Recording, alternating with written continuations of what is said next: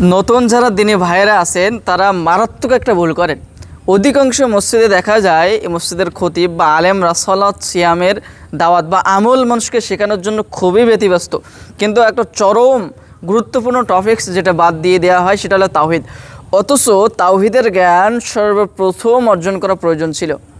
যারা দিনী ভাই আছেন, নতুন প্র্যাকটিসিং মুসলিম, সর্বপ্রথম আপনাকে তাওহিদকে প্রাধান্য দিতে হবে।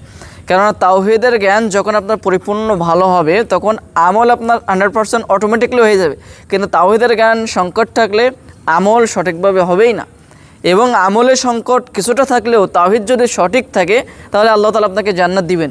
কিন্তু আপনি আমলে পাহাড় পরিমাণ আমল করে ফেললেন, আল্লাহ সম্পর্কে ধারণা রাখলেন শিরক, আল্লাহর ইবাদত করলেন আবার শিরক করে ফেললেন, ওই আমল আপনাকে বিন্দুমাত্র কাজে দিতে পারবে না। অতএব দায়ী ভাই যারা আছেন এবং যারা দিনের ইলম শিখছেন, বিশেষ করে প্র্যাকটিসিং মুসলিম, আপনার সর্বপ্রথম আপনার শিক্ষার প্রথম অংশ রাখবেন তাওহিদ।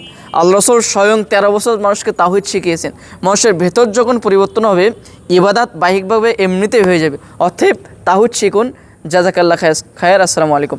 বিশেষ করে তাওহিদ সম্পর্কে বিস্তারিত জানতে বাংলা ভাষায় আমার জানা মতে খুবই ভালো একটা বই, কমেন্ট বক্সে লিঙ্ক দেওয়া আছে, বইটা আপনি সংগ্রহ করে পড়তে পারেন। আশা করি উপকারে আসবে ইনশাল্লাহ।